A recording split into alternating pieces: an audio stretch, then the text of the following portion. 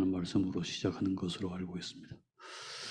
이게 이 그리스도인 된 저희들도 역시 목적하는 바가 이런 유의 평화가 아닐까 하는 생각입니다.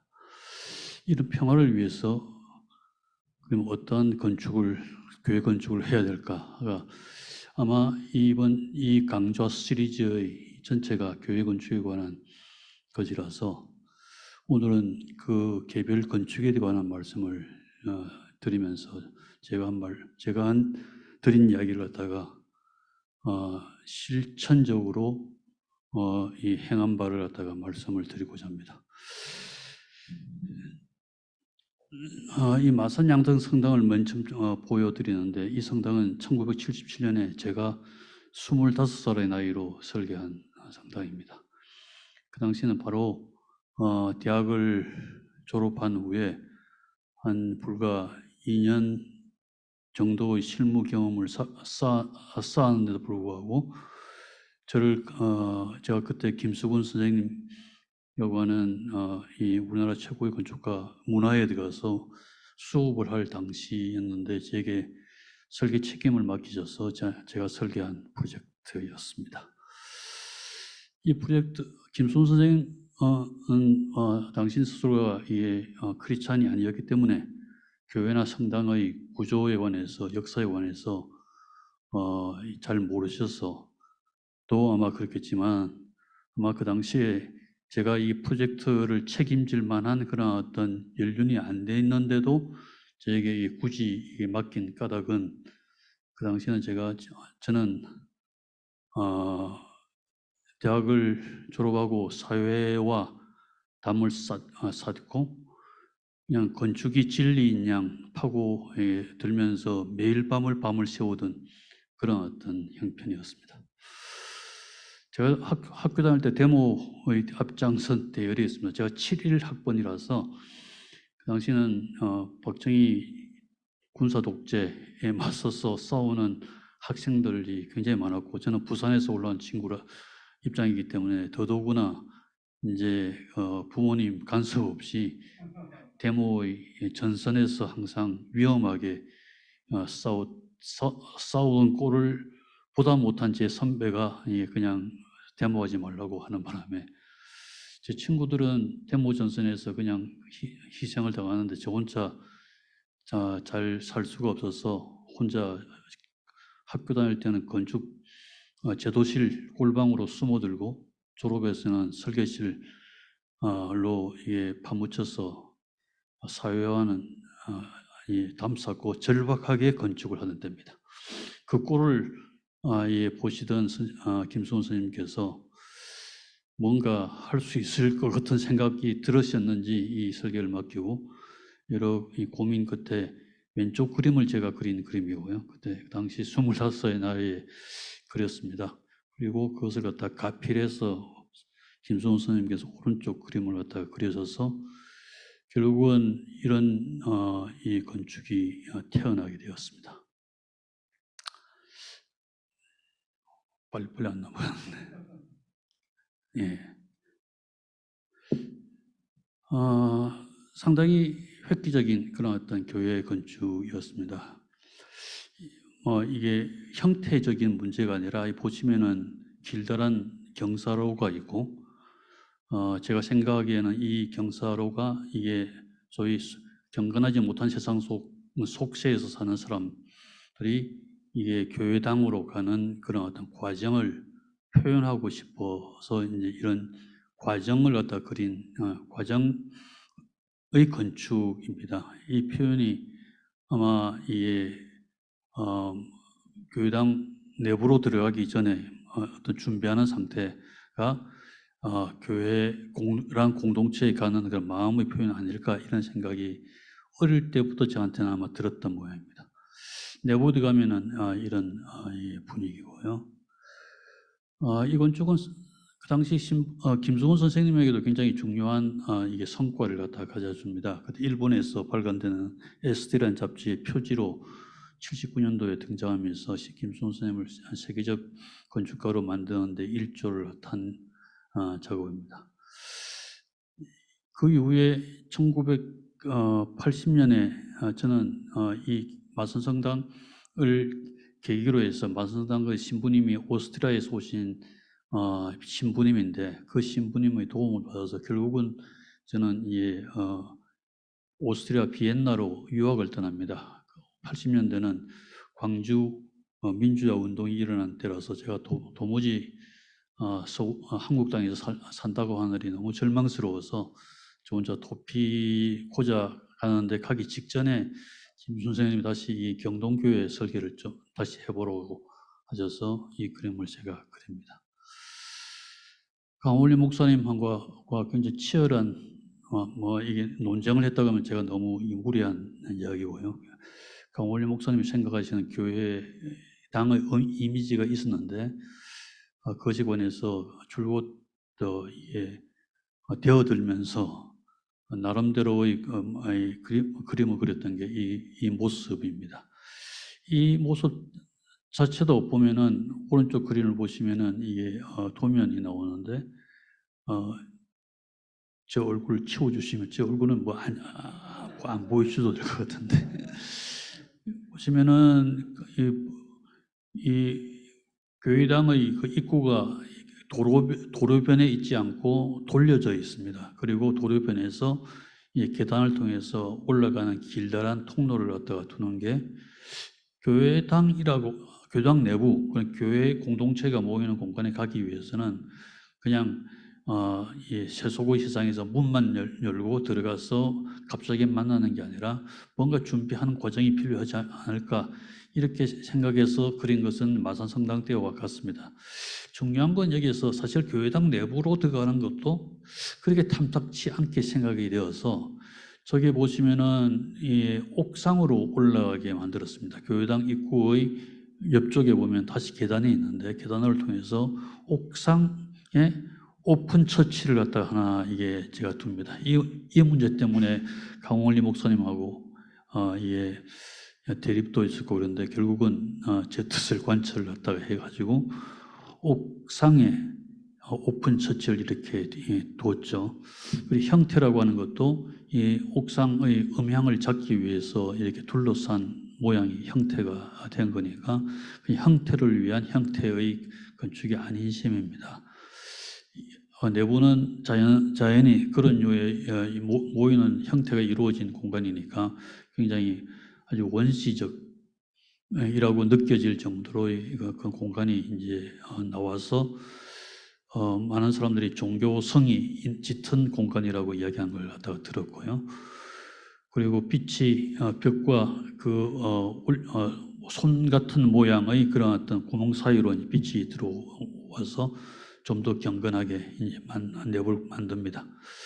중요한 것은 저는 이곳이 아니라 생각되고 옥상의 공간이라 생각되었는데 옥상의 공간이 너무 좋아서 그런지 이 강원래 목사님이 이걸 덮어달라고 하는 말 때문에 제가 김수원 선생님 돌아가신 다음에 저한테 부탁이 와서 저는 못 덮는다고 그랬습니다. 그랬더니 다른 사람을 통해서 덮어서 내부 빛도 이렇게 막아버리고 옥상도 이렇게 그냥 학구방처럼 지어서 제 속을 굉장히 상하게 만들었습니다.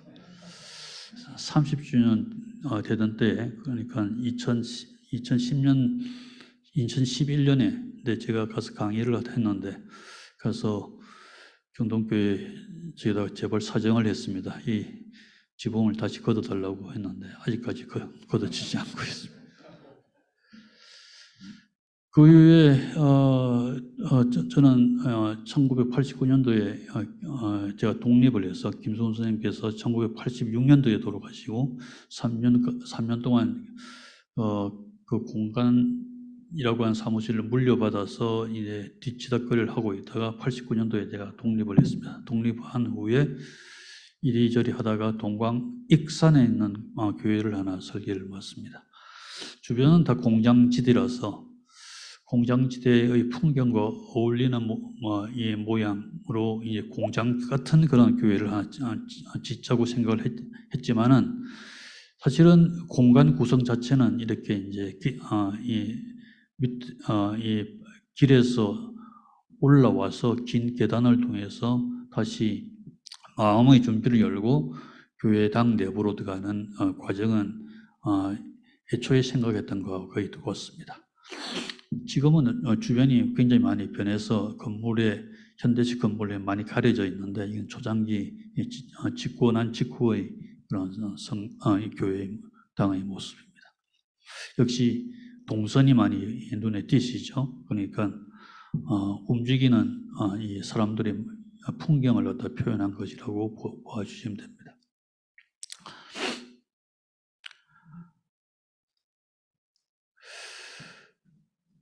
그 전에 정기 하나 있습니다. 성당을 또 하나 짓습니다. 저는 사실 지금 개신교 신부장로 얘기를 하지만은 사실은 교회 목사님들보다는 천주교 신부님들과 더 많이 사귀고 더 많이 합니다.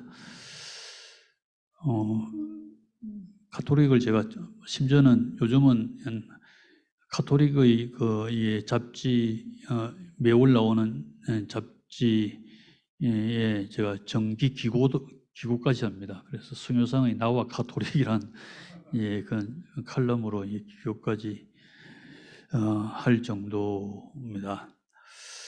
가톨릭관에서는 좀 더 다시 말씀드릴 기회가 있으면 좋겠습니다. 중국 성당 같은 경우는 굉장히 단순한 그 당시에는 이제 이미 재건축 빈자임 이야기라고 하는 건축의 테마를 갖다가 놓고 작업한 이유이기 때문에 건축이 가지고 있는 장식이나 형태의 이게 허무성에 관해서 익히 잘 이게 체득하는 때고, 건축에서 중요한 것은 공간이지 형태가 아니라고 하는 것을 갖다가 확실히 하던 때입니다. 그래서 이 중국 성당의 형태는 마산 성당이나 경동교회나 혹은 심지어는 이 익산 이 교회와도 전혀 차별되는 아주 단순한 형태가 없는 형태의 그런 어떤 건축이지만은 내부의 공간의 추이는 거의 같습니다. 외부로부터 들어와서 하나의 다른 공간을 갖다가 보게 하고 다시 언덕길을 갖다가 오르게 해서 내부로 이제 입구로 들어가 보면 교회당 내부는 이렇게 오로지 빛과 어둠만 있는 이런 어떤 유의 공간입니다. 아무 장식이 없고 심지어는 정면에 이게 걸리는 것 없이 자기 자신과 자기 자신을 갖다가 쳐다보거나 아니면 그 자리에 하나님을 놓고 스스로를 갖다 성찰하게 하는 이런 유의 그런 비워진 그런 상태가 훨씬 더 교회당이라고 하는 그런 본질에 맞지 않을까 하는 생각이 있어서 그린 겁니다. 지금은 이렇게 되어 있지 않습니다. 이렇게 비워진 가운데 부분을 참지 못한 구임 신부가 저기에 있는 십자가상을 갖다가 떼다가 저 가운데 붙여서 지금 쓰고도 있습니다.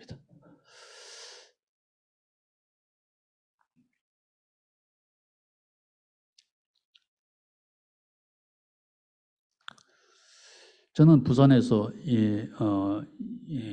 피난민의 아들로 태어났습니다. 저희 부모님은 평안북도 정주에서 신앙의 자유를 구하기 위해서 피난 온 분입니다. 그리고 부산에 결국은 정착을 하셔서 구독교회라고 한 교회를 만들다시피 하신 분입니다.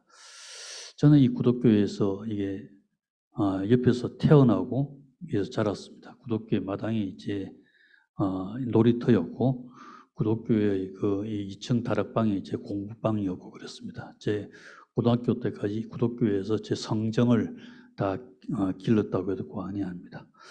물론 구독교회 목사님들에게 수없이 반항도 하고 대들기도 하고 하면서 제 종교에 관한 신앙에 관한 그런 어떤 기초적인 그런 어떤 바탕을 세우게 됩니다. 구독교회를 떠나면서 이 대학을 올라오면서 구독교회당에 가서 마지막 기도를 드렸습니다. 혹시 이 허락하시면 다시 내려와서 언젠가 이 교회 당을 짓게 해달라고 하는 이 기도를 마지막 기도를 드리고 서울로 올라왔습니다. 그 후로부터 하나님께서 제 말씀을 제 청을 들어주셔서 이 교회당을 설계할 기회를 갖게 됩니다. 이 골목이 지금 아래 지저분하게 보이는 사진에 나오는 골목길에 있는 집 중에 하나가 제 아버님이 스스로 지으셨던 그런 집이고, 바로 그 왼쪽 담이 교회당의 담이어서 항상 이 교회당을 월담해가면서 그냥 같이 생활했던 그 공간이, 구독교회가 있는 곳은 대신동인데 여기서는 부산이 발전이 안 되는 곳이기 때문에 40년 전의 모습과 똑같이 남아있는 것을 보고 제가 깜짝 놀랐습니다. 이 전체를 갖다가 구독교회에서 땅을 다 사가지고 통합해서 다 짓게 됩니다.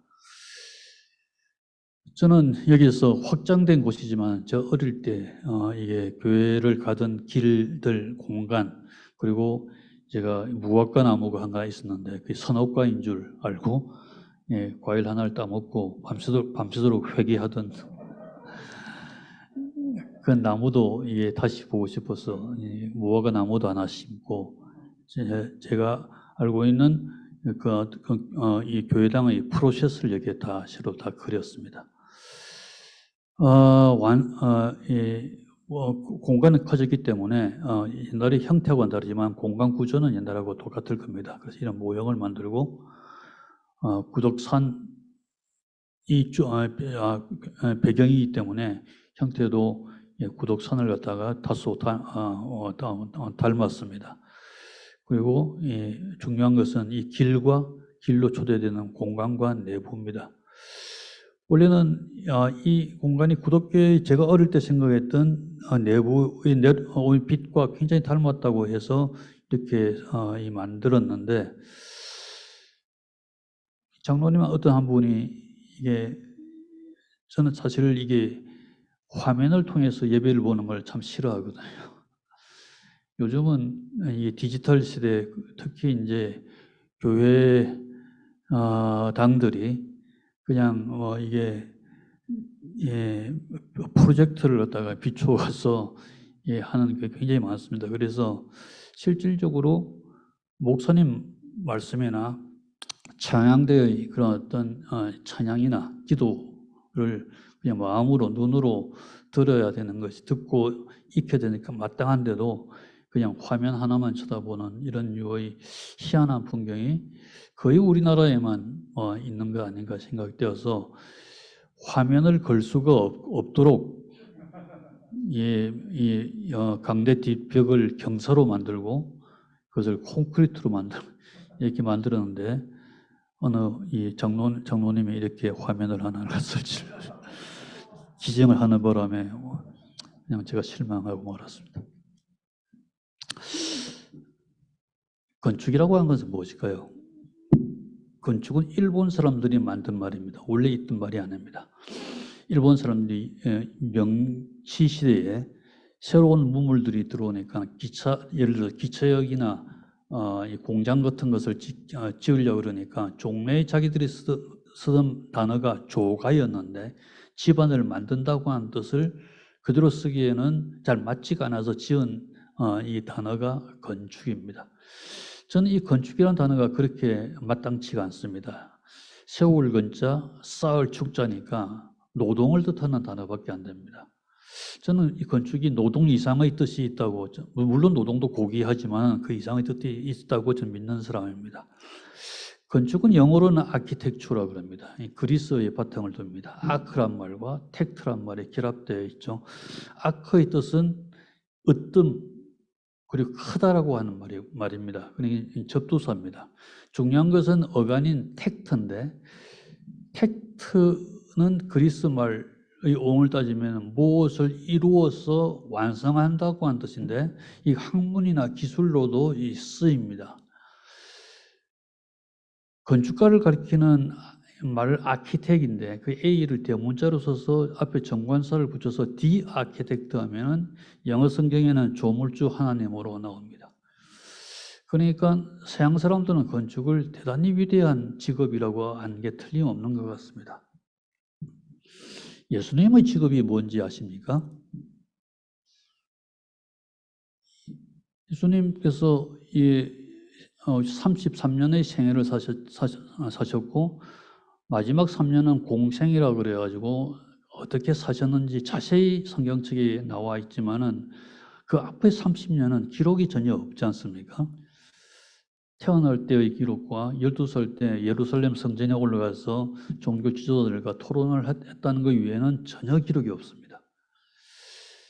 2000년 전에 30세라 그러면은 지금은 5, 60은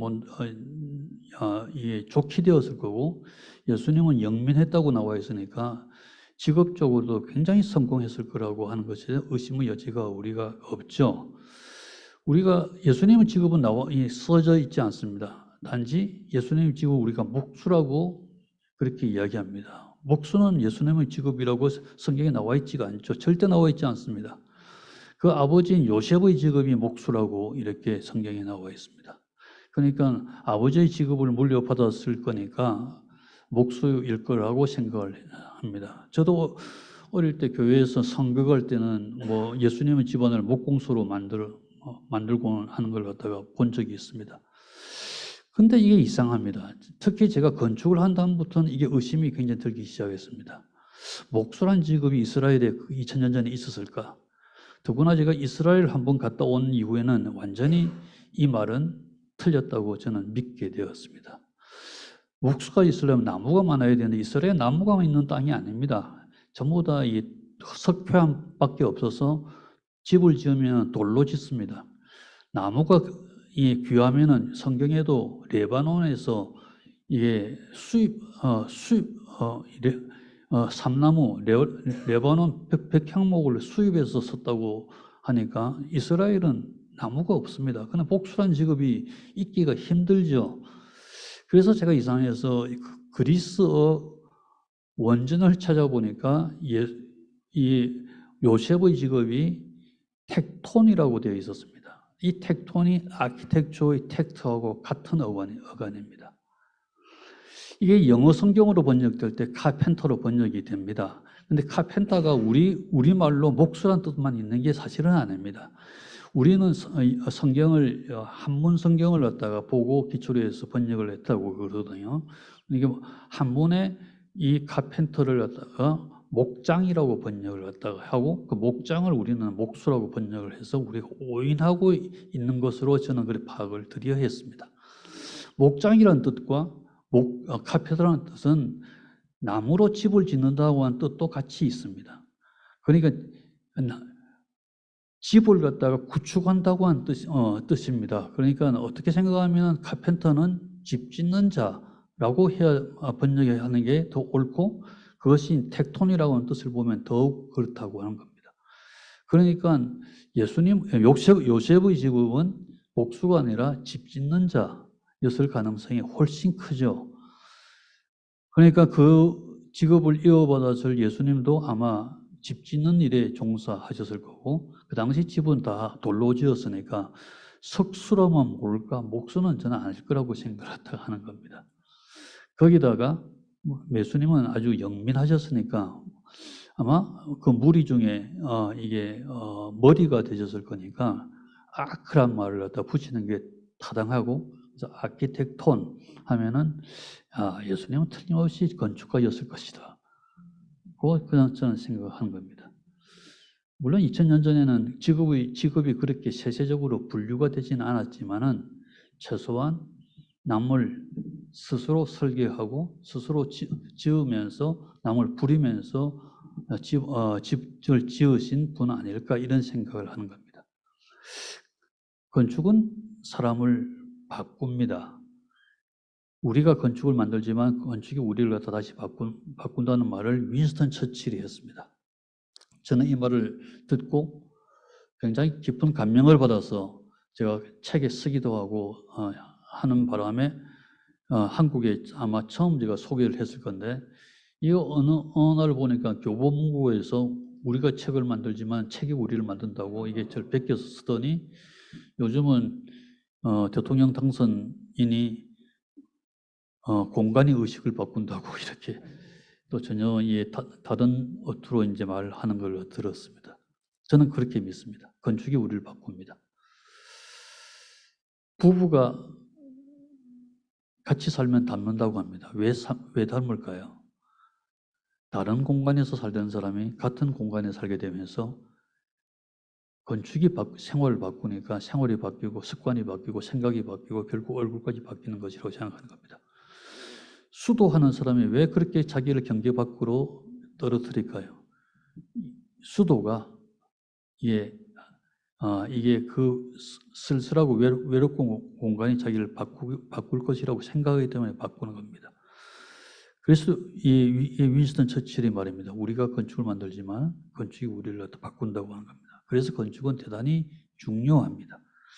좋은 건축에서 그냥 이런 말이 가능합니다. 좋은 건축 속에 살면 좋은 삶이 만들어지고 그 역도 마찬가지입니다. 그러니까 좋은 교회당이 만들어지면 좋은 교회가 만들어질 게 아닌가 이렇게 생각되는 겁니다. 제인전이라고 하는 글이 있습니다. 당나라 시대 때 유종원이라고 하는 문장가가 건축가에 대해서 쓴 글입니다. 무려 9세기에 건축가의 존재를 제인을 그 당시에는 건축가입니다. 그 건축가의 존재를 갖다가 한문으로 되어 있어서 요점을 말씀드리면은 건축가는 자기 집을 고치지는 못하지만 남의 집을 고칠 때 많은 사람을 불러 모아서 지시를 하고 명령을 하고 말 안 듣는 사람이 있으면 쫓아보내고 말 잘 듣는 사람을 갖다 칭찬하고 축교 세우는 사람이라서 자기 뜻대로 모든 것을 좌지우지하는 사람이면서 마지막으로 상량 5에는 자기 이름만 쓰는 사람이라고 했습니다. 자기 명예를 드높이는 게 목적이 아니라 모든 이 몸에 책임을 지는 사람이라고 얘기를 했고, 민간 일을 할 때는 보다는 공공 일을 할 때는 임금을 반밖에 안 받지만은 그 공공 일을 할 때 누가 와서 간섭을 하면은 그 일을 갖다 그만두고 떠나는 사람이라고 그랬습니다. 자기의 신념을 끝까지 고집할 줄 알아야 바른 제인이 된다고 이야기했습니다. 저는 한 책에서 이 건축가에 관해서 이렇게 썼습니다. 저는 이 건축은 우리에게 굉장히 직접적인 영향을 주니까 굉장히 위험한 일이기도 합니다. 건축은 건축가는 자기 집을 짓는 사람이 아닙니다. 남의 집을 짓는 사람이니까 그 일에 관해서 굉장히 노심초사해야 됩니다. 자기가 잘못 집을 지으면은 남들이 잘못된 삶을 살까봐 늘 두려워해야 됩니다. 그냥 자기를 삼가야 되고, 특히 건축가가 그리는 그림이 평면도라고 하는 그림인데 평면도를 볼 수 있는 사람은 아무도 없습니다. 집을 잘라서 위에서 보는 그림은 어떻게 생각하면 하나님밖에 볼 수 없는 그림입니다. 그만큼 건축가는 자기 입장에서 그리지 말고 남의 입장에서 혹은 저 위의 입장에서 건축의 평면을 갖다 그리면서 그 건축 속에서 살게 되는 사람의 삶을 조직해야 된다고 하는 이야기입니다. 그러니까 스스로 항상 삼자적 입장, 타자적 입장으로 몰아가야 되니까 늘 자기 스스로를 경계 밖으로 던져야 되는 사람입니다. 전 이 유의 삶이 다른 사람의 삶에 관한 굉장히 긍휼해야 되고 스스로 청결해야 되고 권력이나 자본이 펴놓은 문으로 들어가지 않아야 되고 돼지에게 진주 던지지 않아야 되고 이런 유의 삶이 저는 예수님의 삶과 다를 바가 없다고 생각하는 겁니다. 저는 그래서 예수님이 건축을 하셨기 때문에 스스로를 갖다가 광야로 던지시고 다시 돌아오셔서 소외된 이들을 위해서 힘껏 일하시고 난 후에 많은 사람들이 메시아라고 부를 때 또 스스로를 이 십자가에 못 박으시고 불멸의 존재가 되신 거 아닌가 이렇게 생각하는 겁니다. 그렇다면 교회라고 하는 것은 무엇일까요? 교회라고 하는 것은 몇 번 말씀드렸지만 있는 건축이 아니죠. 그러니까 세속에 있던 우리가 하나님의 부름을 받고 콜링 아웃 당해서 모여진 공동체가 이제 교회라고 하는 겁니다. 이 에클레시아라고 하는 말이 이제 그 어원이라고 말씀을 갖다가 드린 바가 있고요. 그러니까 교회는 건축이 아닙니다. 이 공동체가 모인 곳, 그 부름을 받은 곳이 파눔이라고 하는 이게 신전인데 이게 바로 교회당이라고 하는 건축입니다. 그러니까 교회와 교회당은 구분해서 이제 쓰는 거죠. 그리고 이 프로파눔의 바깥 장소가 파눔의 바깥 장소가 프로파눔인데 이게 속세 프로페인의 어원이라고 말씀을 드렸습니다. 그러니까 교회라고 하는 것은 거꾸로 이야기하면은 세속에서 부름을 받아서 경건한 영역으로 모인 공동체고 이 경건한 공동체를 갖다가 담는 건축이 교회당이라고 하는 겁니다. 이거는 굉장히 명쾌한 이야기일 수가 있습니다. 이런 교회당은 원전이 무엇일까요? 사실 교회당의 원전은 없습니다. 예수님께서 이 말씀을 전하실 때 항상 이런 야외에서 갈릴리 바닷가에서 언덕에서 이 말씀을 전하셨기 때문에 건축의 형태가 없습니다. 교회의 원전은 없죠. 단지 이 기독교가 공인이 되고 밖으로 나와서 집회할 필요가 있었을 때 그 당시의 그 대표적인 집회 시설이던 재판정 이게 바실리카라고 하는 이름의 그런 건축인데 이것을 빌려서 쓰게 되면서 바실리카가 교회의 최초의 어떤 형태가 되었습니다. 바실리카는 이렇게 생겼습니다. 가운데 텅 비어 있고 기둥이 있고 주변에 회랑이 있는 이게 재판정입니다. 원래 저 끝에는 판사가 재판자가 앉아서 청원을 듣고 판결을 갖다 내리던 곳이죠. 이 형태가 굉장히 중요한 형식으로 잡아서 초기 그리스도교의 건축의 성전의 형태가 되죠. 나중에 이제 동방의 양식이 와서 비잔틴 형식으로 되고 이런 류의 교회당의 역사는 아마 여러분들 다른 분을 통해서 이미 많이 배웠을 거기 때문에 자세한 이야기는 하지 않겠습니다. 그리고 비잔틴 양식을 갖다 거쳐서 로마네스크 다시 로마 같은 양식으로 시대가 오죠. 저는 건축 중에서는 이 로마네스크 건축을 참 좋아합니다. 왜냐하면 굉장한 노동으로 지었기 때문에 노동의 그런 결과가 여기 잘 나타나 있습니다. 벽은 지붕을 지탱해야 되기 때문에 잘 뚫을 수가 없어서 작은 구멍을 내면서 굉장히 신묘한 빛이 내부로 들어와서 내부를 밝힙니다. 그 다음에 오는 내가 고딕이죠. 고딕은 건축에서 아주 굉장한 가장 하이테크의 시대였습니다.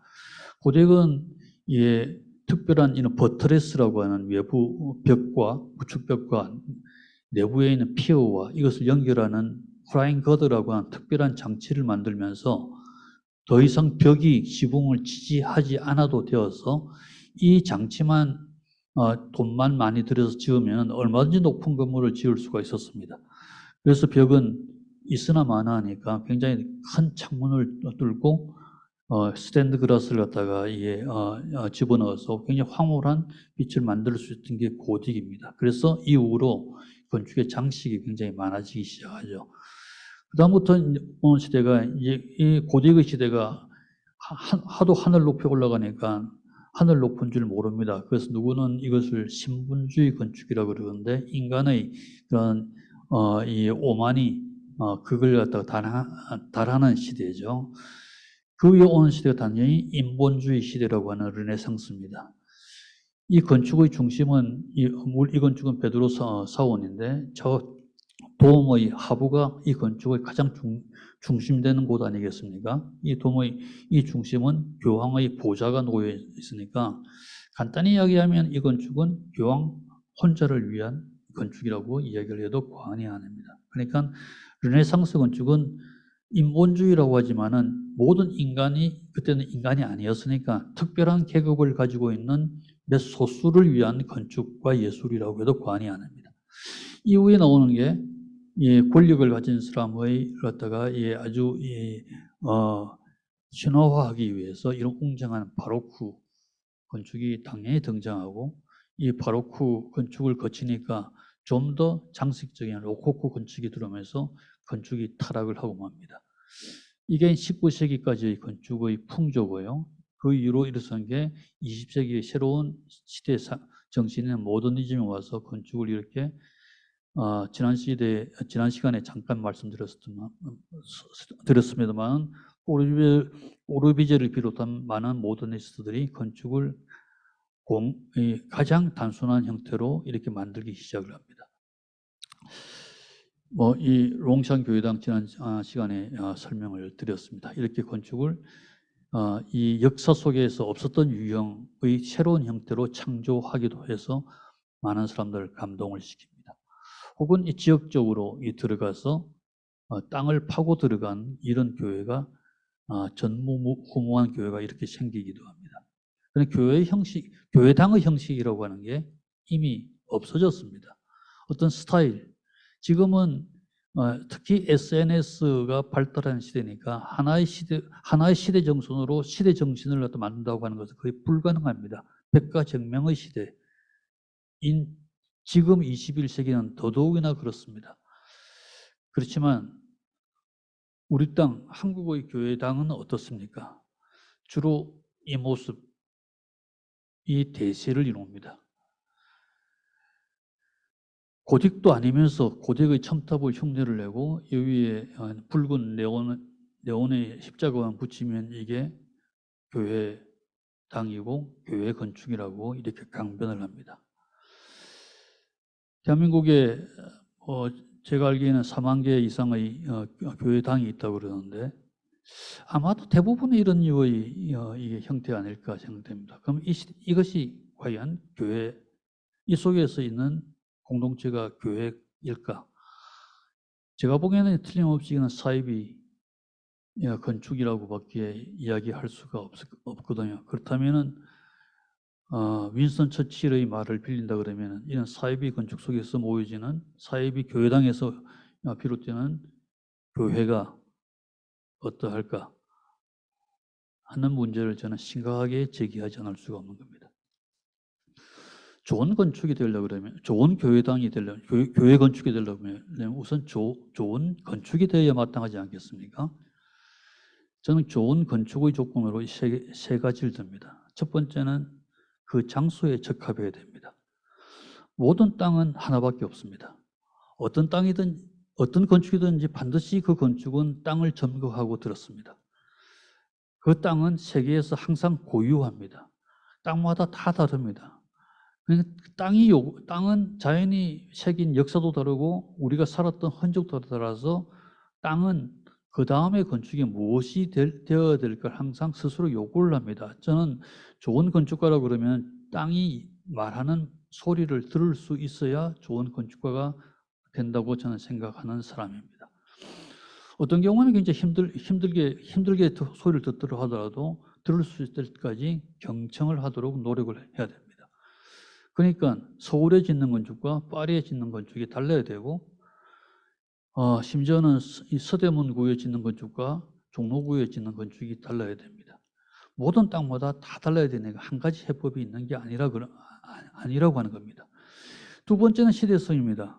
당연히 지금 시대는 21세기 시대니까 옛날의 시대에 지은 건축을 지금 하는 것은 정말 무리입니다. 지금도 초가집, 지하집을 짓는다고 하는 것은 반시대적이고 이 전시대적 건축이라고 이야기할 수밖에 없습니다. 지금 시대에. 그러니까 지금 지하집을 제대로 지으려고 그러면 평당 4천만 원, 5천만 원 하죠. 그것을 갖다 그렇게 감당할 능력이 안 되니까 그걸 갖다가 아주 단순화시켜서 그냥 이게 가짜로 짓는 게 뭐 요즘의 한옥 건축입니다. 그것은 그는 시대하고 맞지 않으니까 반시대적 건축이라고 이야기할 수밖에 없습니다. 요즘 짓는 건축, 요즘 짓는 공법과 요즘의 재료로 지어야 마땅한 겁니다. 요즘의 현대 시대에 왜 고딕의 건축을 짓습니까? 요즘의 시대에 왜 바로크, 로코코의 건축을 왜 짓습니까? 그건 호사일 뿐이지 진정성이 없다고 하는 겁니다. 세 번째는 한목적성입니다. 교회 당은 교회당답게, 학교는 학교답게, 집은 집답게 지어야 된다고 하는 겁니다. 이것은 그 교회당이라고 하는 건 무엇일까? 혹시 뭐 염산교회라 그러면 염산에 짓는 교회당이라고 하면 무엇일까? 이건 다른 교회당하고는 전혀 다른 해법을 가져야 된다고 하는 것을 뜻합니다. 이 세 가지가 이루어질 때 좋은 건축이 되고, 우선 이 좋은 건축이 있어야 좋은 교회당이 될 수가 있지 않을까 생각합니다. 제가 지은 건축, 다시 이런 류의 입장에서 제가 생각을 정리해서 지은 교회당 하나만 소개를 시켜드리면은, 시골에 있는 작은 교회입니다. 하양. 사실은 이 목사님께서 이 교회당을 갖다가 설명해 달라고 애초에 요청을 하셨는데, 예, 지금 설명을 해드린 걸 용서해 주십시오. 대구 옆에 하양이라고 하는 작은 마을에 있는 교회당입니다. 주변 풍경이 이렇습니다. 굉장히 한적한 시골의 사이트라고 적혀져 있는 부분인데, 주변에는 아파트가 슬금슬금 들어오기 시작을 합니다. 목사님은 조홍경 목사님이라고 한학을 공부하신 특별하신 목사님입니다. 한학도 공부하시고 영국에서 신학 공부하셨는데, 다른 일로 알다가 제게 이제 교회당 하나를, 돈이 없지만은 설계를 하나 부탁을 갖다가 받았습니다. 기존에 그냥 아주 엉성하게 지은 교회당에서 시무를 갖다가 하고 계시는데, 뒤편에 땅이 있어서 이 교회당을 하나, 작은 교회당을 하나 짓자고 하는 겁니다. 땅 면적은 한 20평 정도밖에 안 됩니다. 그냥 50명의 회중석을 갖고 있는 아주 작은 교회당입니다. 돈도 없다고 그랬습니다. 근데 한 분의 독지가 이 벽돌을 만드시는 어떤 사장님이 벽돌을 다 무료로 대어주겠다고 이야기했습니다. 아주 굉장히 이게 감사한 제의였습니다. 벽돌은 참 이 교회당 건축에는 잘 맞는 것 같습니다. 그래서 이 모든 것을 거저 주신다고 그러니까 그냥 벽돌이라고 해서 벽만 바를 게 아니죠. 그죠? 바닥도 벽돌로 만들고, 천정도 벽돌로 만들고, 내벽도 벽돌로 만들고, 심지어는 강대상까지 벽돌로 다 만듭니다. 주시는 분이 깜짝 놀랐죠. 얼마 안 들 거로 생각했는데 하도 많이 들어가니까, 나중에는 이 목사님께서 이 교회당뿐만 아니라 그 앞에 있는 가지고 계신 땅에 야외 예배당도 하나 짓자고 말씀을 하셔서 이렇게 야외 예배당을 짓게 됩니다. 이 야외 예배당은 참 좋은 효과를 보고 있습니다. 주변에 지나가는 사람들이 공원인 줄 알고 슬쩍 들어와서 쉬다가 가고, 그리고 가만 앉아 있다 보면은 교회당이라고 하는 것을 갖다 알게 되면서 슬금슬금 이 내부 교회당으로 슬쩍 들어와서 이 교회당이 가지고 있는 그런 어떤 성격을 갖다가 짐작하고 교회로 나오는 사람도 있다고 그럽니다. 굉장히 감사한 일입니다. 실제로 이제 이 그림이고요.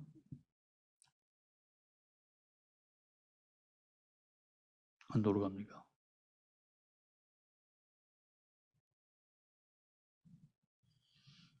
다시 멀리서 이제 본 실제 사진입니다. 가까이서 보면 이렇습니다. 교회당의 형태는 굉장히 단순합니다. 제가 이런 형태를 보시면은 형태가 없는 형태라고 생각하시면 됩니다. 내부 공간만 만들고 그 공간을 갖다가 그 공간의 크기대로 감싸안은 일 뿐입니다. 아무 형태도 아닙니다. 흔한 십자가도 잘 보이지도 않고요. 첨탑, 고대의 첨탑은 물론 없습니다. 저 언덕 안에 입구 부분이고요. 야외 예배당입니다.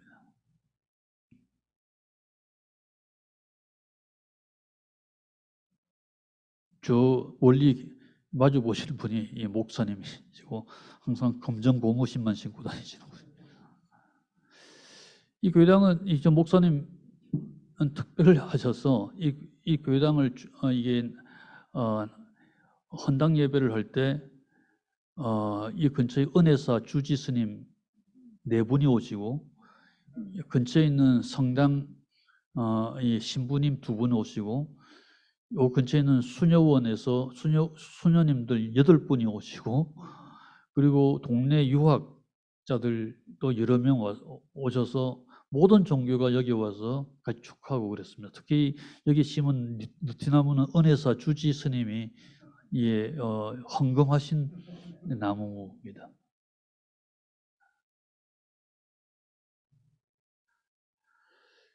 저는 이 교회당에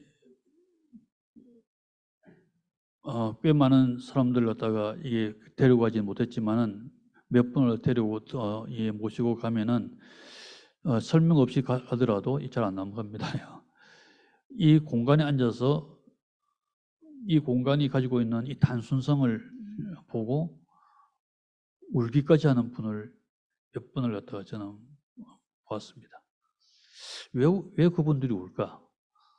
생각하지 않을 수가 없죠. 이 공간, 물론 이 공간이 주는 감동이고, 그 감동은 장식 하나 없고 모든 것을 다 버린 아주 가장 단순하고 명료한 때문에 생긴 신비가 아닐까. 그러니까 자기 스스로가 가지고 있던 어떤 장식적인 그런 어떤 관념들 갖다가 에 대한 그걸 버리라고 하는 그런 어떤 울림이 아닐까, 이렇게 생각을 갖다가 하지 않을 수가 없습니다. 안 그러면 그분들이 울 리가 없겠죠. 넘겨주십시오.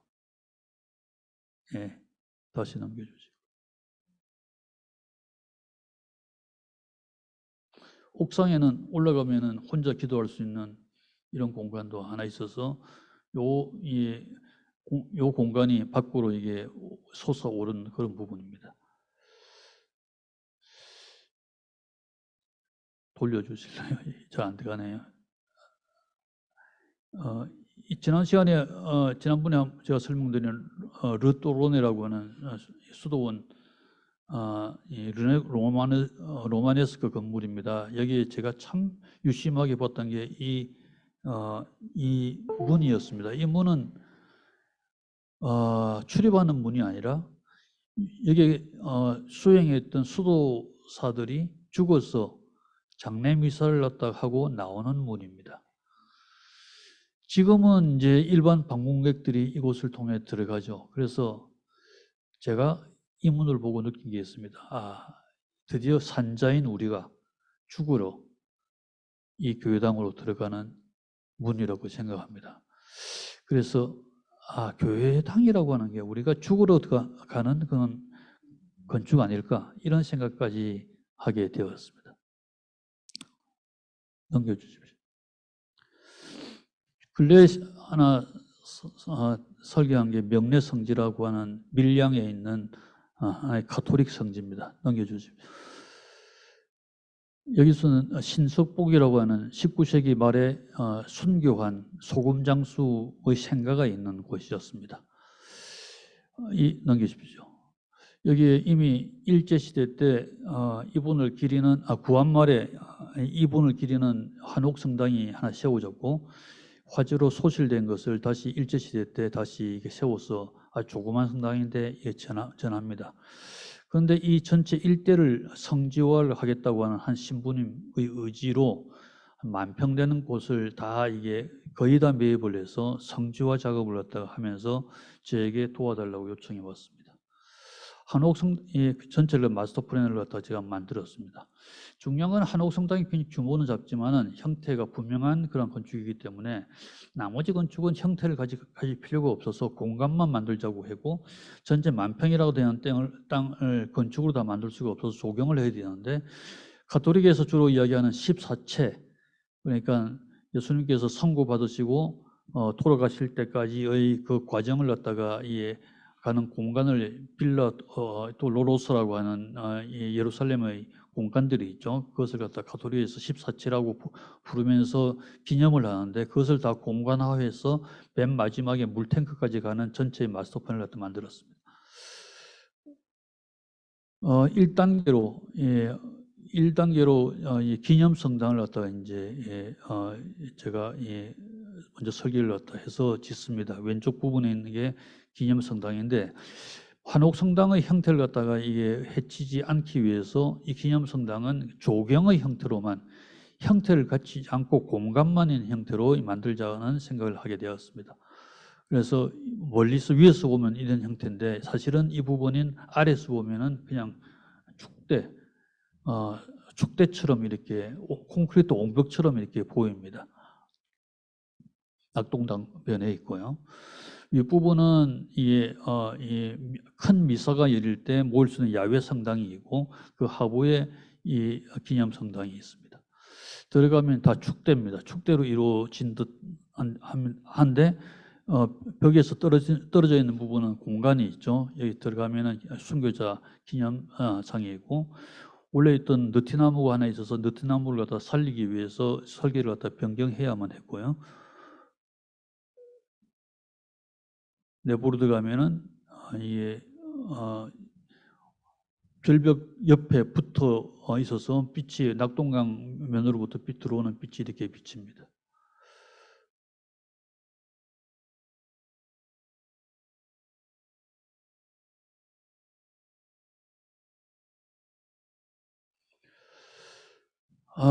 요즘은 굉장히 많은 사람들이 순례를 여기로 오는 것 같습니다.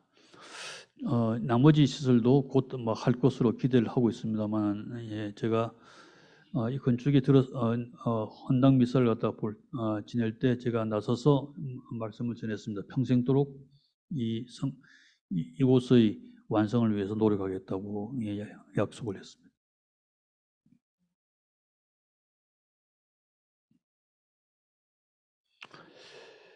최근에 작업하고 있는 게 이 프로젝트가 교회당은 아닙니다.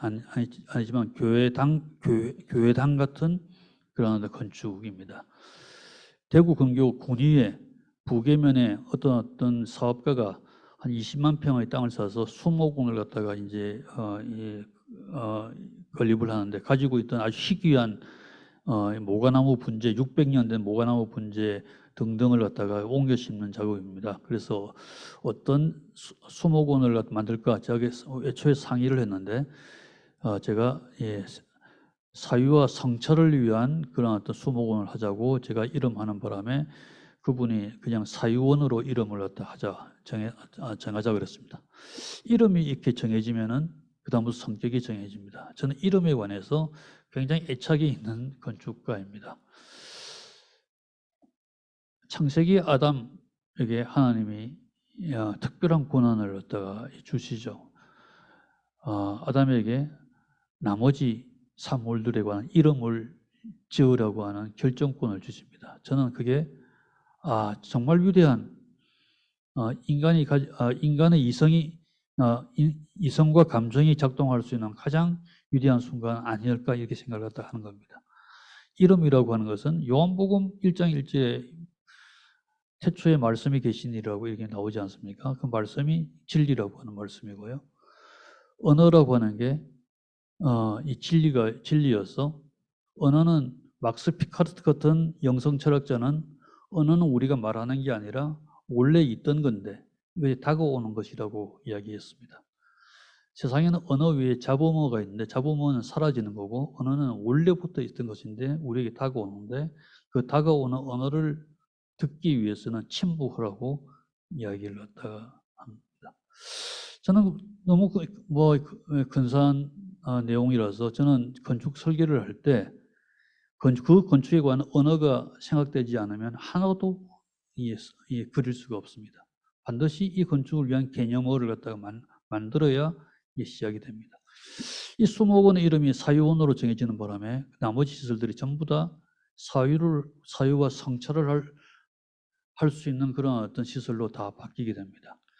이게 이 모가나무, 벼롱나무 몇백 년 된 곳은 이 한국에서 집단적으로 볼 수 있는 곳은 이곳밖에 없습니다. 정말 아름답습니다. 그 느티나무 숲도 있고요. 첫 번째 집을 제가 설계를 하는데 전체는 아무 인공시설물이 없기 때문에 첫 번째 집은 이 자연을 아주 극적으로 만날 수 있는 시설을 먼저 지었습니다. 보시면 주변에 아무것도 없습니다. 그래서 첫 번째 집을 짓는 게 건축의 모양이 아니라 그냥 이 자연 속에서 땅에서 비어져 나온 듯한 그런 건축을 갖다가 먼저 이게 그립니다.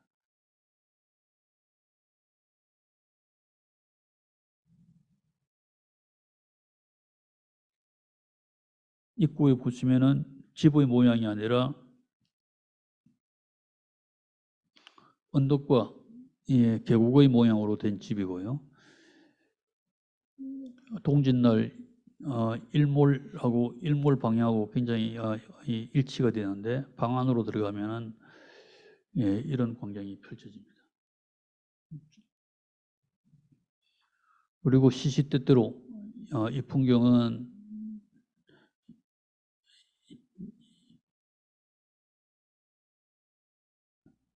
다른 풍경하고도 겹쳐져서 건축이라고 하는 것은 자연과 우리 인간을 갖다 있는 하나의 매개체로서 아주 극적으로 존재를 한다고 하는 걸 갖다가 일깨워 줍니다.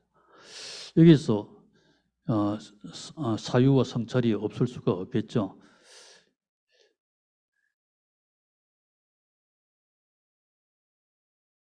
또 다른 시설이 또 마찬가지로 그냥 이게 호숫가에 공연 시설이 필요하다 그랬는데 건축이라고 하는 그 공연을 갖다가 이루기 위한 배경으로 존재해야 되니까 건축의 존재라는 것은 단순한 벽밖에 없습니다. 그렇지만 그로 인해서 이런 류의 아름다운 풍경을 갖다 담는 그런 도구가 이 건축이 됩니다.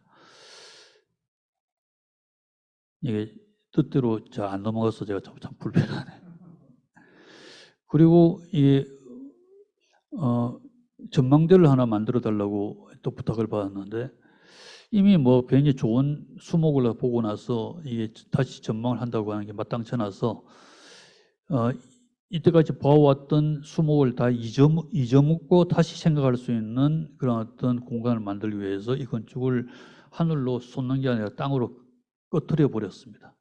그 땅으로 이제 들어간 건축이 되었고요.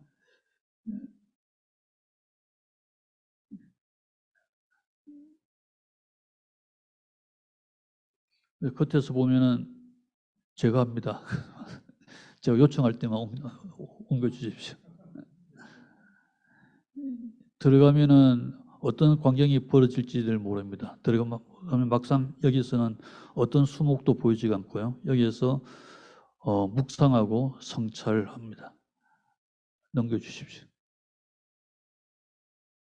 넘겨주십시오. 그리고 곳곳에 작은 성소 같은 공간들이 있습니다. 넘겨주십시오.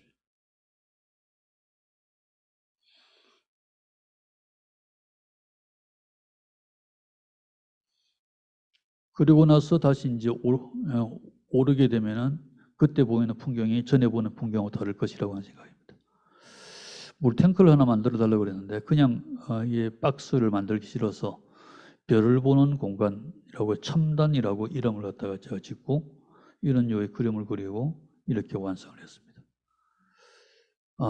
어떻게 보면 또 하나의 신령한 그런 어떤 장소가 생긴 셈이고 실제로 밤에 이곳이 올라와서 하늘을 보면 그렇게 많은 별들이 보입니다.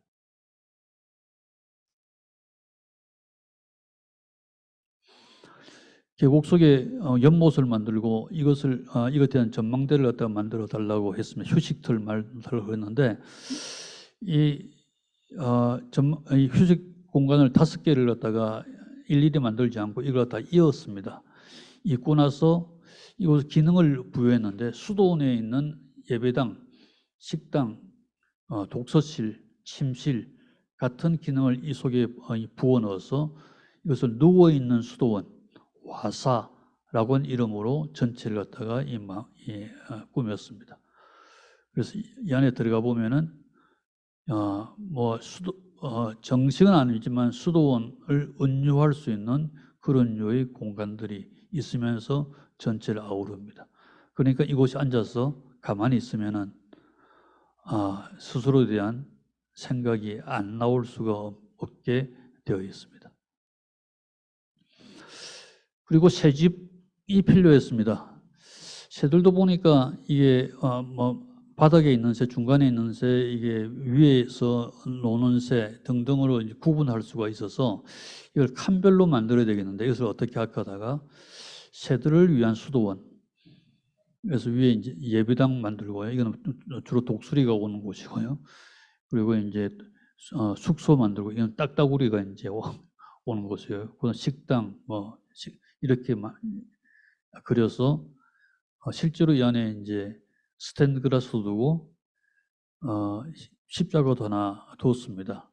때로는 사람이 혼자서 올라갈 수도 있지 않을까 생각을 갖다 합니다. 그래서 이렇게 완공을 해서 새들을 위한 수도원.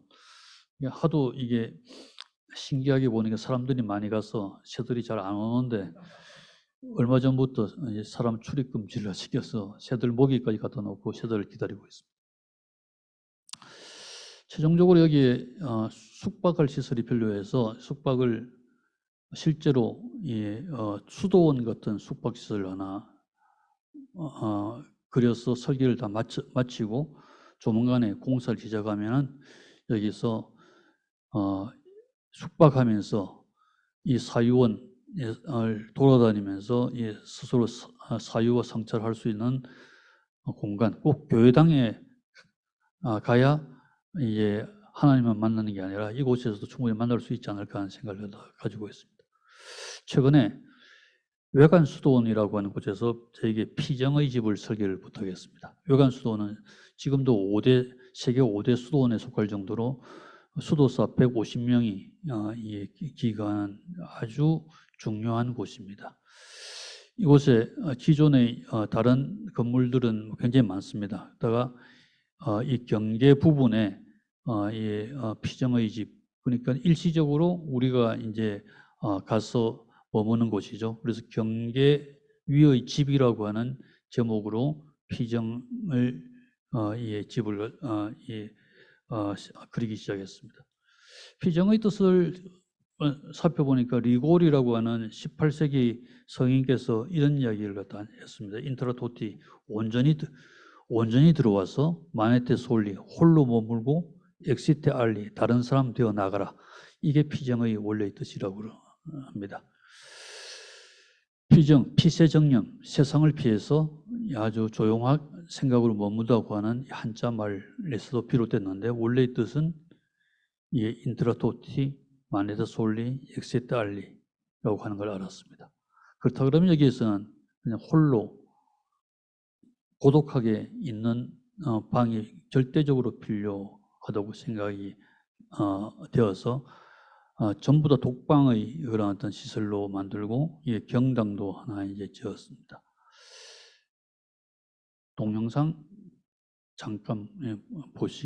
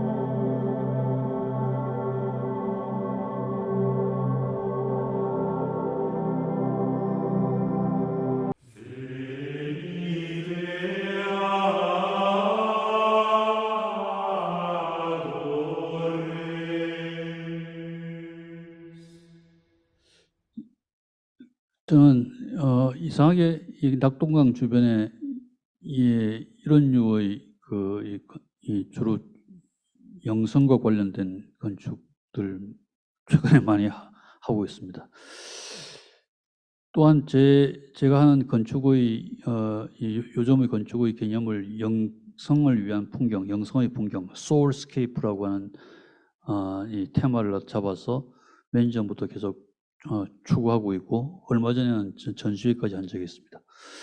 그리고 이렇게 낙동강 주변의 영성에 관한 그런 어떤 시설들이 있어서 이것을 모아서 영성의 지도라고 하는 이 투어 코스를 만들어서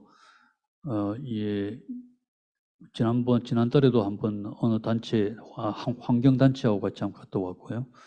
이번 주에도 주말에 몇 사람들 끌고 왔다 갈 예정입니다.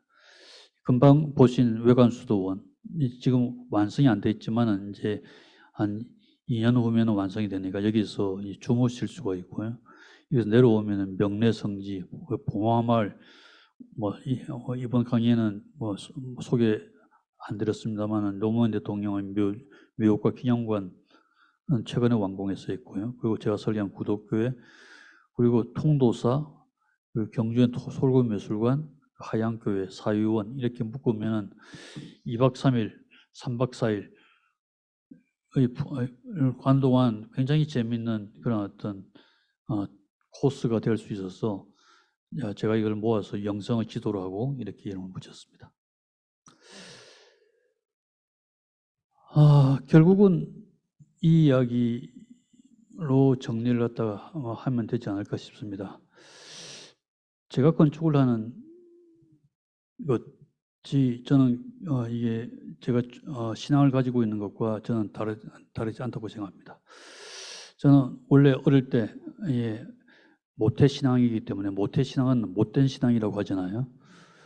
그래서 목사님에게 굉장히 대들고 사실은 고등학교 1학년 때부터 스스로 술, 담배를 갖다 하면서 굉장히 이게 문제가 있는 그런 학생이었습니다. 교회에서 교회 일을 그렇게 많이 하면서도 골칫덩어리였습니다. 그래서 신학을 하겠다고 결심을 갖다 했는데 집안 사정 때문에 신학을 갖다가 하지 못하고 우연히 건축을 하게 되었습니다. 건축을 하다 보니까 건축은 저를 위한 직능이 아닙니다. 다른 사람의 삶을 조직시켜주는 일이 건축이라서 이게 참 위험하고 굉장히 조심스럽습니다. 그러니까 제 건축 속에서 한 사람의 삶이 망가질 수도 있고 더 귀하게 될 수 있다고 하는 걸 확실히 합니다. 그래서 저는 설계를 함부로 잘 못합니다. 굉장히 늘 소심하고 그래서 밤새우고 주저주저 할 수밖에 없는 삶을 삽니다. 그런 직업입니다. 그렇지만 저는 이 건축이 그럼으로 인해서 집을 짓는 게 목적이 아니라 다른 사람의 삶의 생명에 관한 일이라서 저는 이 건축이 성직이라고 저는 여기는 겁니다. 저는 비록 신학은 안 하지만 건축으로 신학을 하는 셈과 저는 마찬가지라고 여깁니다. 제가 학교 다닐 때 제가 정말 유심하게 보았던 성경 구절이 이 구절입니다. 예수님께서 빌라도에게 신문을 받을 때 다른 세복음에는 안 나옵니다. 이게 요한복음에만 나오는 구절입니다. 모든 질문에 대답을 다 하셨는데 마지막 질문을 빌라도가 합니다. 진리가 무엇이냐? 이 질문에 예수님의 대답이 없습니다. 예수님께서 이 대답을 못하실 리가 없습니다. 다만 안 하셨습니다. 이 대답은 누가 해야 될까요? 우리가 해야 될 대답이라고 저는 생각을 하고 있고 저는 건축을 통해서 이 대답을 찾고자 하는 건축가입니다. 감사합니다. 마치겠습니다.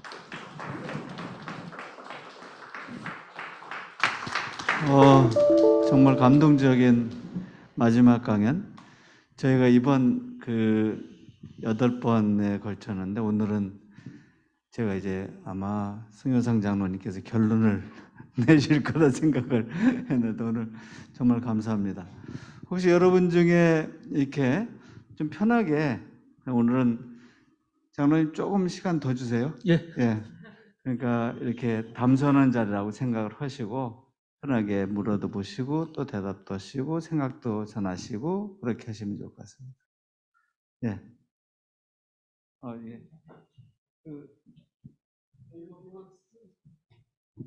예, 오늘 말씀도 잘 들었습니다. 근데 저는 이제 산책을 주로 많이 하는데 서울 같은 경우도 뭐 여기에서 대학로까지 걷기도 하고 산책을 하면서 이제 마음속으로 기도도 하고 이렇게 그런 식으로 하는데 혹시 이렇게 평소에 산책하시는 코스나 아니면 좋은 공원 같은 곳이 있으면 좀 소개해 주시면 고마울 것 같습니다. 네. 산책은 한자인데도 중국에는 없는 말입니다. 중국에는 산책 대신에 산보라 그럽니다. 이게 참, 저는 산책이라는 말이 참 근사합니다. 산책은 생각을 하면서 걷는다는 얘기입니다. 산보는 그냥 걷는 일입니다. 그러니까 책략을 갖다가 연구하면서 걷는 게 이제 산책입니다. 그러니까 사유를 위해서 하는 행동이 산책이고요. 운동을 위해서 하는 게 산보라서 산책은 굉장히 좋은 말입니다. 산책이나 산보나 보행을 하는 건데 보자가 또 굉장히 수상합니다. 보자가 한자의 원어를 따지면은 머무를 지자를 아래 위 두 개를 쓴 게 보자입니다. 그러니까 보는 지나가는 게 아니라 머무는 겁니다. 근데 보행은 머무르기 위해서 하는 행위가 보행입니다. 일보, 이보, 백보라고 하는 게 지나가는 게 아니라 한 걸음마다 머물라고 하는 게 백보, 이백보의 뜻이니까 이야기가 좀 길어졌습니다만 산책을 할 때 어디서 생각의 단서를 갖다가 잡을 수 있을까? 운동을 위한 것이 아니라 생각의 단서를 잡을 수 있을까를 선택하는 게 굉장히 좋죠. 근데 유감스럽게도 저는 사실은 마구 걷습니다. 어디서나 기회 있으면 걷습니다. 특히 속에 분노가 좀 일 때 사실은 느닷없이 사무실 책상에서 나와서 그냥 마구 걷습니다. 그러니까 제가 믿는 거하고 제가 하는 행동하고 다릅니다.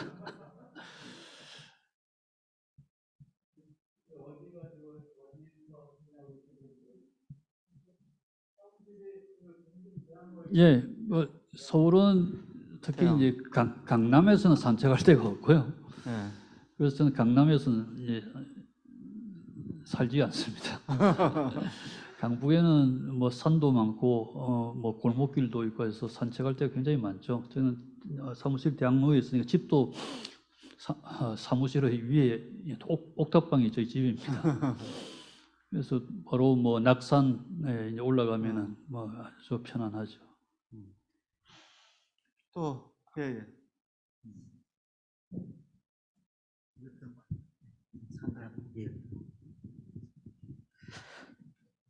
그 지난주에 이어서 이번 주까지 이렇게 건축과 영성 강의를 이렇게 듣게 돼서 너무 감사드립니다. 근데 그 보여주셨던 그 교회 건축 가운데 이렇게 그 중곡동 성당 같은 경우에 동순교회 지금 예배당하고 굉장히 비슷하다라는 생각이 들어서 네 가지 질문을 여쭤보고 싶은데요. 첫 번째는 동순교회 예배당도 우리 장로님께서 이제 그러한 어떤 신앙적인 고백으로 그렇게 이제 설계를 하신 건지 여쭤보고 싶고요.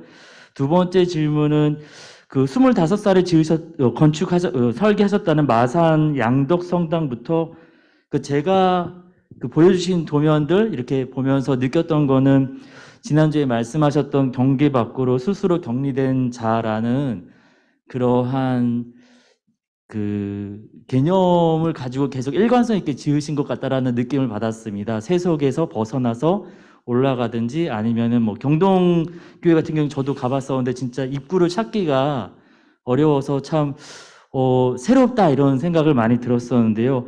이러한 일관성 있게 지으셨던 교회 건축에 대해서 교회 분들의 어떤 반응들이 어떠하셨는지 좀 이 두 번째 질문은 굉장히 그 부분이 궁금해서 그 부분에 대해서 교회의 어떤 반응들에 대해서 한번 좀 들려주시면은 어떨까 싶고요.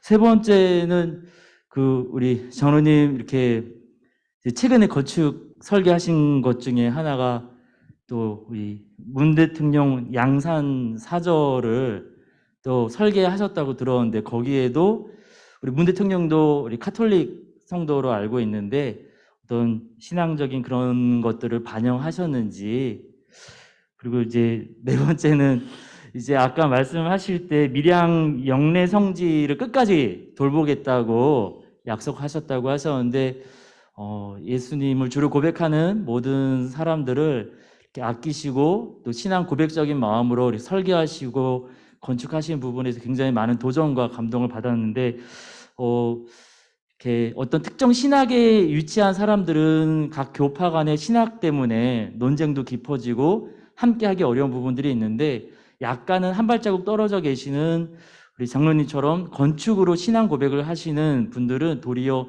일치와 연합을 향한 에큐메니컬 운동에 더 큰 일을 하실 수 있지 않을까 생각이 되어서 개신교회와 카톨릭 성당을 건축하시면서 함께 좀 함께 아우를 수 있는 에큐메니컬 운동에 대한 소망도 혹시 가지시지 않으셨을까 좀 추측이 됩니다. 그래서 그 부분에 대해서도 장로님 좀 생각을 여쭤보고 싶습니다.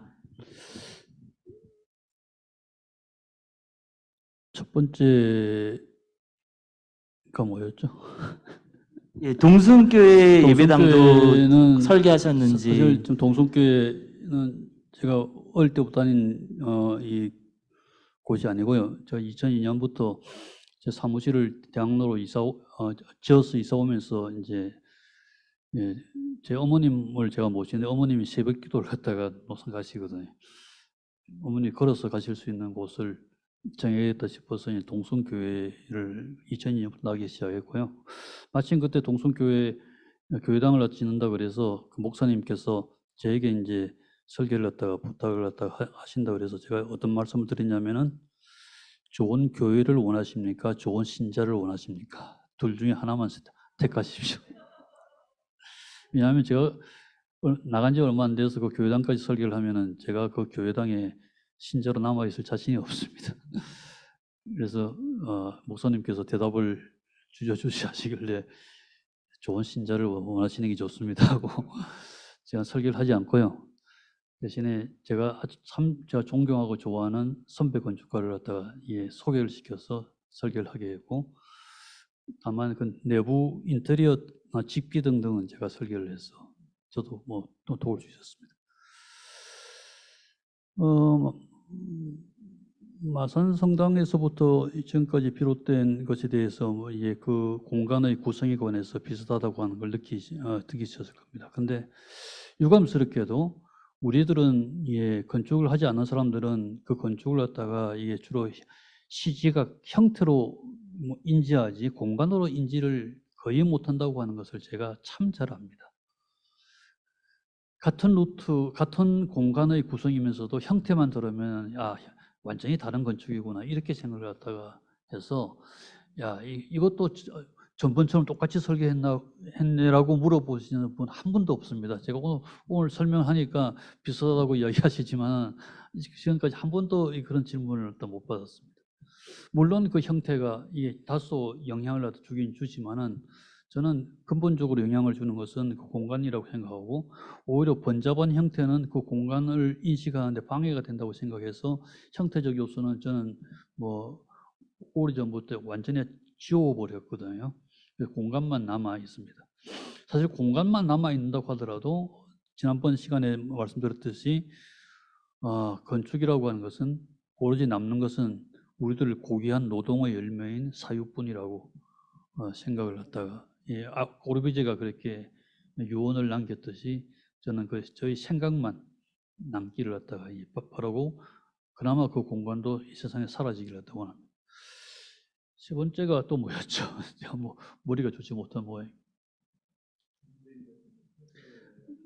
대통령 그 양산집은 옆에 통도사가 있어서 통도사를 보고 베껴서 설계한 게 그 집이고요. 베꼈다기보다는 그 우리나라 이 절집들이 그 가람의 형태들이 자연을 갖다 스며드는 그런 유의 이게 구성이기 때문에 꼭 가람의 형태가 그런 절의 형태가 아니더라도 그 자연 속에 짓는 집은 자연 속에 스며들게 만들기 위해서 집을 하나의 건물로 만들지 않고 6개의 동으로 분리해서 이렇게 짓는 바람에 마치 전에 누가 이제 이야기하기 해서 통도사 옆에서 그냥 통도사 베껴서 지었죠. 이렇게 이제 대답을 했습니다. 다만 이제 뭐 그렇게 열심히 일하시는 분이니까 가서 그렇게 집으로 돌아가셨는데도 일반인처럼 그렇게 쉽게 나다니지 못하실 게 뻔해서 그 안에서라도 동선이 많게 만들어서 움직이면 좋지 않을까 싶어서 그렇게 만들었고요. 움직일 때마다 자연을 갖다가 이제 맛보게 되겠죠. 저는 이렇게 기독교인으로서 저는 이렇게 말씀드립니다. 저는 기독교도인 것은 확실한 개신교인이지만은 독실하지 못합니다. 개신교인 것은 확실합니다. 저는 개신교가 된 것이 너무나도 다행스럽습니다. 왜 그러냐면 제가 보기에는 예수님은 제가 보기에는 지금 말로 하면은 좌파입니다. 기존의 그 법률을 따르지 아니하셨고요. 기존의 권위에 노상도전을 하시고요. 기존의 계급에 대해서 그냥 질타하시고 부자가 뭐 천국 가는 것은 낙타가 바늘길 가는 것보다 더 어렵다고 그냥 신란하시고요. 그 교계에 대해서 가차없이 비판하시고요. 심지어는 성전도 들어엎을 정도로 극렬 좌익입니다. 그러므로 세상을 또 바꾸셨습니다. 그리고 그래서 이제 교회가 이제 기독교가 태어나고요. 기독교가 또한 타락에 빠질 때 가톨릭이 이게 타락에 빠질 때 그냥 프로테스탄트가 또 일어났습니다. 저는 프로테스탄트라는 말이 정말 이게 명예로운 말입니다. 프로테스탄트, 항의자란 말입니다. 기존의 질서, 관습에 항의한다는 사람들이 프로테스탄트고 그 개신교입니다. 우리나라에 처음 이게 뭐 아시겠지만 이게 기독교가 전래된 것이 남이 전해줘서 전해진 게 아니지 않습니까? 말씀이 먼저 들어와서 우리 민중이 그걸 깨닫고 기독교가 이제 생긴 거죠. 그래서 독립기념선언서에 33명의 서명인 가운데서 16명이 개신교도라고 하는 겁니다. 어마어마하지 않습니까? 16명이 개신교도고 불교도가 13인인가 그렇고 뭐 이게 유학자가 2명인가 그렇고 뭐 그렇다 그럽니다. 그러니까 반이 개신교도였다고 하는 것은 대단한 거 아닙니까? 우리나라의 초기 기독교의 그 모습 보면은 지금 우리가 겪고 있는 이 땅의 지금의 한국 기독교하고는 정말 사뭇 다르다고 여깁니다. 저는 지금 우리 한국 기독교가 정말 회개해야 된다고 저는. 지난번 강의 듣고 가면서 제 남편 방짝이 이제 이근복 목사인데 목사님들 반성해야 될 것 같다고. 사실 진짜 지난번 말씀도 그렇고 오늘 자리도 수련회 이렇게 하는 기분, 수도원을 방문하는 그런 기분이어서 정말 개인적으로 너무 감사드리고요. 얼마나 좋았는지 우리 남편 목사가 한테 칭찬을 많이 했습니다. 이렇게 좋은 강의를 이렇게 열어주니 당신 진짜 멋있는 것 같다고 오랜만에 저희가 애정을 지금 회복하고 있는 중입니다. 네, 그래서 이렇게 뵈면서 또 강의 들으면서 꼭 교회 가지 않아도 그냥 존재만으로도 저희에게 이렇게 영성을 나눠주시고 같이 이렇게 가지고 계신 신앙으로 같이 걸어가고 있는 느낌, 같이 하고 있는 느낌이 들어서 정말 너무 감사드리고 신앙을 좀 더 회복하는 그런 기회가 돼서 감사드립니다. 그래서 건축에 대해서 건축이 멋있다 이렇게만 생각을 했었는데 다시 한번 더 깊은 뜻을 생각하면서 이후에 저한테 주어진 삶을 또 이렇게 장로님께서 나눠주신 그런 시각으로 더 깊게 그리고 하나님께 더 가까이 갈 수 있을 것 같아서 감사드립니다. 감사합니다. 제가 나중에 우리 대표님께 아까 순례 할 수도 있다 그런 기회가 혹시 저희들한테 주어진다면은 제가 김종희 목사님과 상의해서 이렇게 갈 수 있는 분들 해서 한번 장로님 모시고 한번 추진을 좀 제가 해볼 것을 약속을 드리는데 괜찮은지 모르겠네요. 네, 네, 고맙습니다. 귀한 분 또 좋은 말씀 이렇게 듣는 걸 기회가 또 흔치 않을 것 같아 갖고 제가 근데 장로님 이렇게 모든 게 원래 철학자 같고 건축가라기보다 신학자 같고 철학자 같고 또 철학도 말씀하시는 거 보면은 비움이라는 워딩하고 이런 것들 많이 사용하시거든요. 그래서 그렇게 볼 때 어떻게 보면 철학적으로 보면은 중국의 노장 철학하고도 연관이 돼 있지 않을 정도로 그 철학적 깊이를 이렇게 느끼게 하는 건데 혹시 그런 쪽에를 건축에다 표현하기 위해서 담은 거는 있는지가 첫 번째고 두 번째는 이 건축계에서 조명하시지만 상업적인 거하고는 약간 배타적인 성향을 띠고 있고 또 보면은 꾸밈이 없는 표현을 하시고 공간이란 거에서 꾸밈이 없는 게 즉 데코레이션을 좀 피하는 그런 게 있고 근데 요새 보면은 건축에 보면 대개 빛이라는 걸 사용해서 자연 채광을 통한 어떤 그 자연 친화적인 건축물을 서로 이렇게 내부 공간에서도 해석해 내시고 이러는데 현대 건축이 새로 지은 요새 뭐 사랑의 교회라든지 뭐 세문안 교회라든지 새로 짓는 건축물은 보면은 간접 조명을 사용하고 막 이런 데서 오는 데서는 좀 서로 엔티될 수도 있거든요. 그래서 그런 데에 대한 충돌에 대한 현대 교회 건축에 대한 해석을 장로님 입장에서의 뭐 비판적 시각인지 아니면은 그런 데 대해서 어떤 말씀을 해줄 수 있는지 한번 여쭙고 싶습니다. 물론 뭐 다른 건축에 대해서 제가 뭐 가지고 있는 시각이 있지만은 전 다른 건축을 나쁘게 평가할 그런 시간이 없습니다. 제가 재건축하기에도 바빠서 그런데 신경 쓰지 않기로 한 지가 꽤 오래되어 있고요. 좋은 건축과 나쁜 건축, 좋은 건축과 유명한 건축은 틀립니다. 유명한 건축은 그냥 쉽게 만들 수 있습니다. 그 형태만 비틀어뜨리고 현란한 색깔만 칠하면 금방 유명하게 됩니다. 그렇지만 그런 건축이 좋은 건축일까? 그래서 심각한 의문이 있고요. 어쨌거나 건축은 우리들의 교회당이라고 한 것도 하나님이 사시는 집이 아니지 않습니까? 하나님 무소부지하신 하나님께서 거기에만 사실 리가 없죠. 그건 교회당은 우리들이 사는 집, 우리들의 집이거든요. 그러니까 먼저 우리를 선하게 만들어주는 집이 교회당이니까 우리들과 이제 돋보여야 되니까 그런 어떤 현란하고 이상한 빛이 있는 이 교회당에서는 우리 스스로가 잘 안 보이죠.